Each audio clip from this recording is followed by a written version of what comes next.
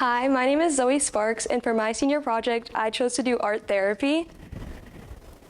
So my essential question and topic for this project is what is art therapy and integrating art therapy tactics into the middle school and high school settings. So for this project, I had two mentors. I had Cecile, who is the co-owner of Art Relief in Waltham. She has a degree from Wellesley University in art therapy. She also has a strong family background and connection to artists and uses art as an outlet for a long time. She also offers at Art Relief a lot of volunteer and internship opportunities to undergrad and grad students looking to pursue a career in art therapy as well as therapy in general. My other mentor was David, who is a local art teacher in Bellingham. He has a strong background in teaching as well as kind of using art as an outlet for his students. He also works with a lot of kids with learning and learning challenges as well as trauma. So my inspiration for this project, I had a lot of meetings with Ms. Copese and Ms. Cheney brainstorming topic ideas. I also am a STEAM scholar, so my topic had to be STEAM-based with a final product.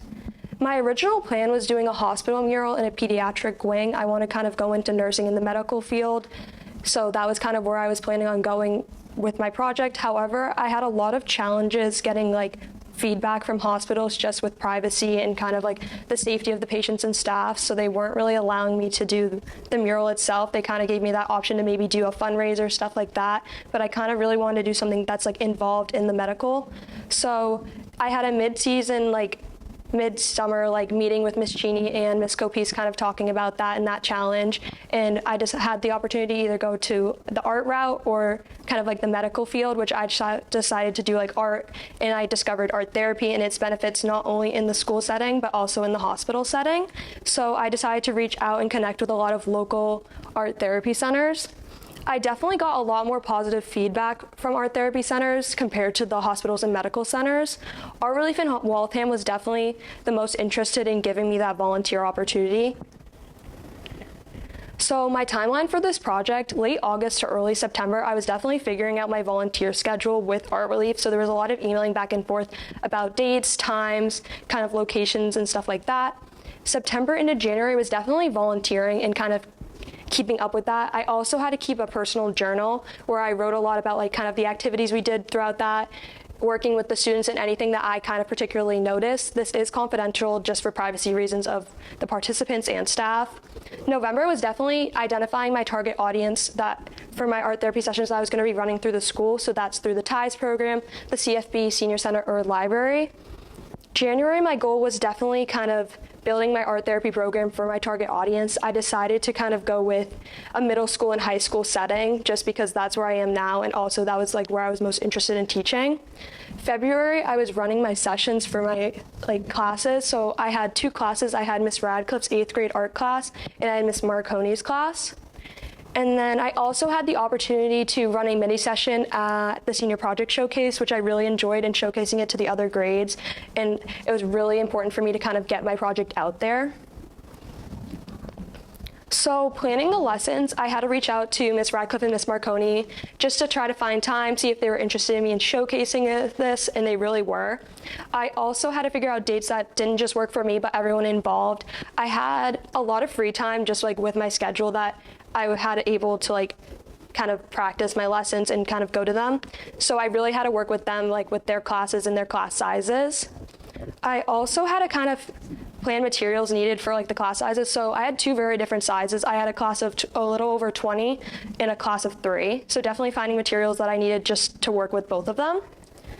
I also had to make a slideshow presentation. So I kind of used the same slideshow that for all my classes. However, I did cut certain sections out just based on time. So for Miss Radcliffe's class, I had about 45 minutes to an hour. So I had 2 slides discussing what is art therapy and nonverbal expression and 2 example slides that led to an open discussion. And then for Miss Marconi's, I had just 2 slides about what is art therapy and nonverbal expression. I also needed to find activities that were kind of accessible for everyone. And just because I was really kind of preparing them and running them myself, kind of easy for me to kind of get the materials and kind of give them to the kids and kind of talking about what art therapy is. So this is my slideshow that I would present for all my classes. It really just kind of is the basics of what art therapy is and kind of the background of kind of where it came from and kind of how it's been used as a type of communication for years. I also talk about nonverbal expression, so kind of not using words, but kind of colors, spacing between objects, and kind of like textures of different things. So that was definitely important. And these were my 2 example slides. I kind of wanted 2 different scenarios that the students could see and kind of look at and be like, okay, you can clearly tell there is a difference between both of the pictures.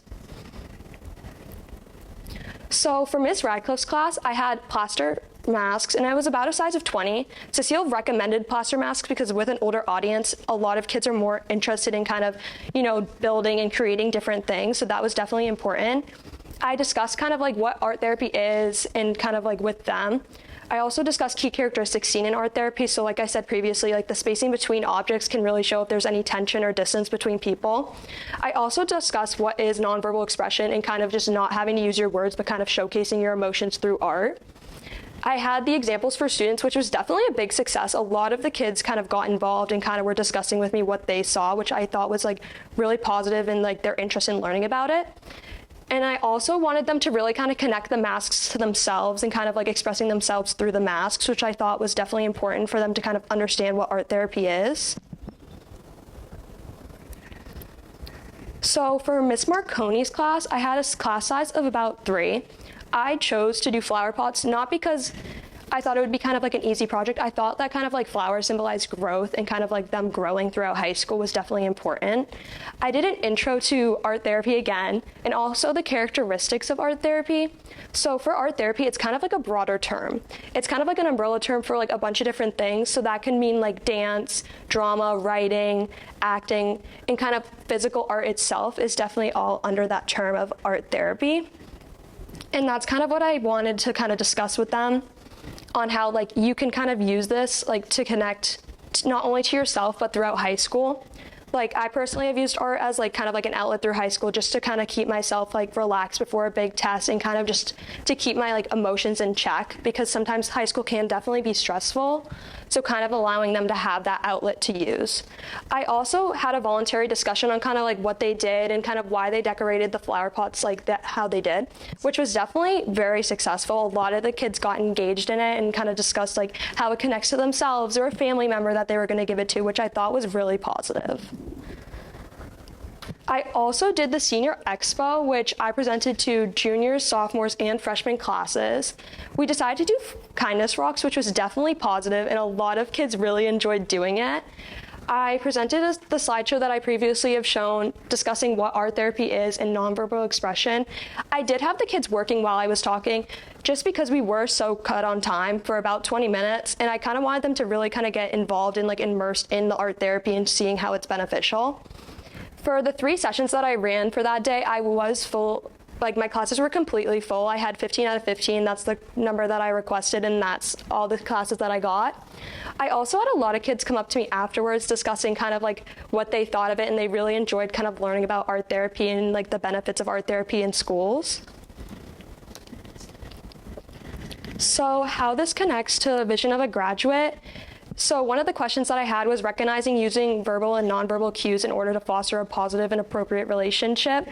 This connects back to my project because we use art therapy a way as like self-expression, and I created like a lot of positive relationships with not just participants but also staff that I worked with at Art Relief.